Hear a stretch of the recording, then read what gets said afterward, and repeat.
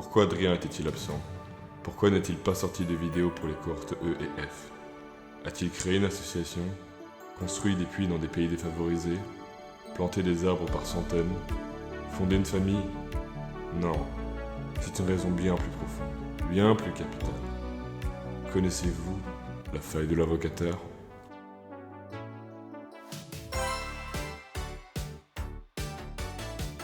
Bonjour à toutes et à tous, j'espère que vos partiels se sont bien passés, surtout l'offing, et que vous avez pu souffler un peu.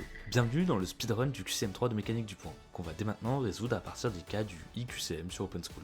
Pour le premier cas, on étudie un point M qui circule à une vitesse uniforme autour d'un cercle de rayon 2 mètres. On a l'abscisse curviligne S de t, le temps t qui est égal à 2π, et on veut déterminer sa vitesse.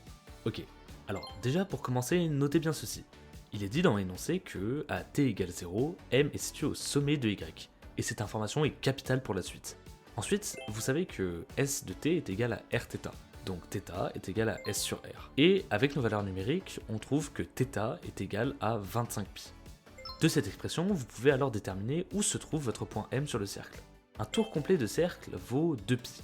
Alors pour 25π, on aura 12 tours et demi, car 24π font 12 tours, et le π restant fait un demi-tour.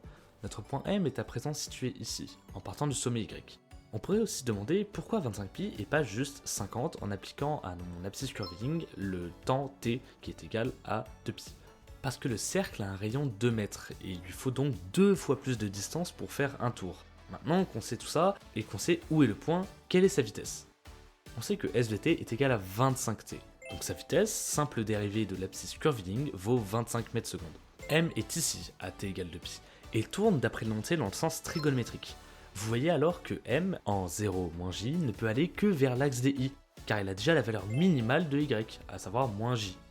La vitesse de M est donc 25i. Pour déterminer sa position, c'est presque la même chose. Ici, vous savez que à t égale 0, M est situé à plus y. Par conséquent, à t égale 2π, en reprenant les formules utilisées précédemment, on trouve θ qui est égal à 25π, donc 12 tours et demi, ce qui place M ici. On aura donc alors OM est égal à moins 2j.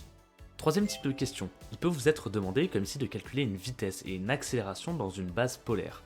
Alors, aussi méchante qu'a l'air la question, j'avoue que de vue même moi je la touche pas avec un bâton, croyez-moi, là encore rien de compliqué. Il vous suffit d'utiliser ces deux formules. Rho et θ vous sont donnés. Alors pour déterminer la vitesse puis l'accélération, dérivez Rho et θ autant de fois que la formule vous l'indique.